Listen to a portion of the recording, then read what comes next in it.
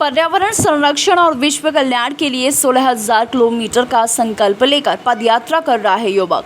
ग्राम पूरे सुल्तानपुर का निवासी आशुतोष पांडे पर्यावरण संरक्षण और विश्व कल्याण के लिए 16,000 किलोमीटर की पदयात्रा कर 21 राज्यों में वंदे भारत का संकल्प लेकर पदयात्रा कर रहा है। 4 दिसंबर 2022 को अयोध्या हनुमानगढ़ी के दर्शन करने के बाद सुबह 10 बजे पदयात्रा का शुभारंभ किया गया, जो कि उत्तर प्रदेश, बिहार, झारखंड, छत्तीसगढ़, उड़ीसा, तेलंगाना, तमिलनाडु, केरला, कर्नाटका, गोवा, महाराष्ट्र, गुजरात, मध्य प्रदेश, उत्तराखंड, हिमाचल प्रदेश, लद्दाख, कश्मीर के बाद पंजाब और अब हरियाणा राज्य के बाद देश की राजधानी दिल्ली में 15,000 किलोमीटर की यात्रा पूरी करने के बाद युवक दिल्ली पहुंचा। जानकारी देते हुए बताया गया है कि अभी तक स्वयं से 1,20,000 बच्चों के साथ सेमिनार करके 50,000 से अधिक पेड़ स्कूल में प्लांट कर चुका है। दिल्ली के बाद ये पदयात्रा अगले महीने यानी सितंबर 15 को अयोध्या में समाप्त होगी। टीम लेके जा रहा हूँ, चाहे वो सोशल मीडिया पे ही हमारे साथ, बट वो कहीं ना कहीं किसी न किसी रूप में कंट्रीब्यूट कर रहा है कंट्री को। अब अयोध्या पहुंचकर मैं 1 लाख पेड़ लगा रहे हैं, जिसमें हम 5 लाख लोगों को साथ में लेके आ रहे हैं। उसमें देश के सारे बड़े से बड़े लोगों को बुलाया जाएगा, चाहे वो इन्वायरमेंटलिस्ट हों, चाहे वो सोशल एक्टिविस्ट हों, किसी भी तरीके से लोगों को जोड़ा जाए और उनको बताया जाए कि कैसे भी करके हमें भगवान राम की प्रकृति, संस्कृति, सम्मान और संकल्प को बचाने की अब बहुत ज़रूरत है और उसकी शुरुआत अयोध्या से की जाएगी। मेरा नाम मथुरा से पंडित राजेश अग्नोत्री भागवताचार्य।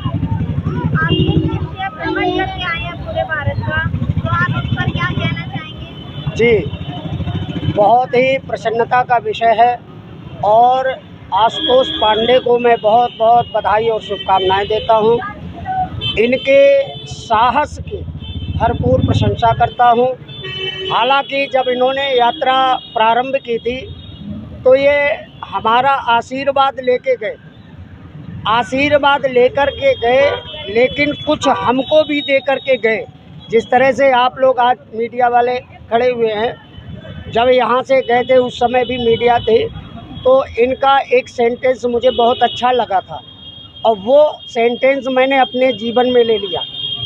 इन्होंने बोला था कि बिना भोजन के आप 10 महीने जीवित रह सकते हैं, बिना पानी के 10 दिन जीवित रह सकते हैं, परंतु बिना वायु के, बिना ऑक्सीजन के आप 10 मिनट भी जीवित नहीं रह सकते हैं।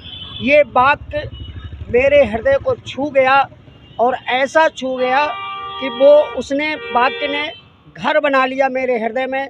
उस दिन से मैंने कहा, जब ये छोटा सा बालक अपनी नौकरी छोड़ करके, सर्विस छोड़ करके पूरे भारत भ्रमण पे निकल रहा है पर्यावरण संरक्षण देने के लिए, भागवताचार्य के नाते एक मेरा भी दायित्व बनता है, कर्तव्य बनता है। उस दिन से जितनी भी मेरी कथाएं हुई, कथाओं के माध्यम से मैंने जितने मेरे वहाँ अनुयायी हुआ करते थे, जितने भक्त श्रोतागण हुआ करते थे, अंत में दक्षिणा के रूप में हम उनसे यही मांगा करते थे कि धन रूपी आप दक्षिणा दें या न दें, लेकिन एक बात की दक्षिणा अवश्य दें। जैसे आप अपने बच्चे का जन्मदिन मनाते हैं, होटल में जाते हैं, दावत करते हैं, केक काटते हैं, आप जिस तरह से मनाते हैं मनाते रहें, परंतु उसके साथ में एक कार्य बस करिए। जिस दिन आपके बच्चे का जन्मदिन आप मना रहे हैं, बच्चे के नाम से एक पौधारोपण अवश्य करें। पौधा इसी तरह से, जिस तरह से मैरिज एनिवर्सरी मनाते हैं, मैरिज एनिवर्सरी मनाइए आप, लेकिन उस दिन एक वृक्ष अवश्य लगाइए। लगाने ये नहीं केवल लगा दिया और छुट्टी हो गई, लगने तो बहुत सारे लगते हैं। 10,000 में से 10 पेड़ सुरक्षित नहीं बचते, सूख जाते हैं, भेड़ बकरी खा जाती है। 6 महीने तक परवरिश करिए, जैसे अपने बच्चे की। एक पेड़ का मतलब आपके 10 बच्चे, जिस तरह से 10 बच्चों की परवरिश करते हैं, उसी प्रकार से आप वृक्ष की 6 महीने तक परवरिश करें। 6 महीने परवरिश करने के बाद वो पौधा इतना सामर्थ्य हो जाता, फिर वो अपने आप चलने लगता है। और मैं सरकार से भी, केंद्र सरकार से भी और राज्य सरकार से भी आपके द्वारा माध्यम से मैं निवेदन करना चाहूँगा। आपने एक्सप्रेस वे बनाए हैं, उन एक्सप्रेस वे बनाने के चक्कर में हमारे नीम काटे गए, जो बड़े बड़े वृक्ष हैं, नीम काटे गए, पीपल काटे गए, बरगद काटे गए, जामुन काटे गए। पीपल वृक्ष एक ऐसा है 24 आवर्स जो है ऑक्सीजन काट करके डिवाइडर पर केवल हमको फूल पत्ती लगा करके संतुष्ट कर दिया। हाईवे के किनारे जो सर्विस लेन होती है उसके बीच में काफ़ी गैप होता है। तो मैं सरकार से अनुरोध करूंगा कि जैसे पीपल के वृक्ष हैं, नीम हैं, बरगद हैं, अगर बीच में नहीं लगाए जा सकते तो जो हाईवे और सर्विस लेन होते हैं उसके बीच में जो जगह होती है वहाँ पर ये वृक्ष अवश्य लगाया जाए। जय श्री राधे, जय श्री कृष्ण। तो आपके शिष्य कैसे बने, ये चीज़ हम जानना शिष्य देखो, एक शिष्य हृदय से मान लेना और एक शिष्य होता है कंठी दे करके शिष्य बनना।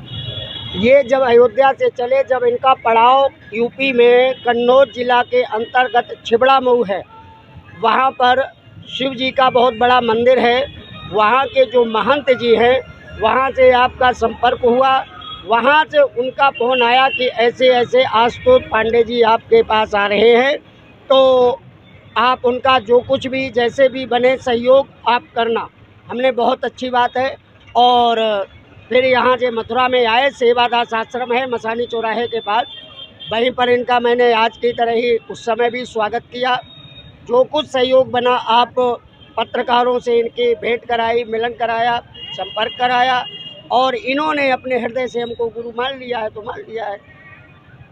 जय श्री राधे।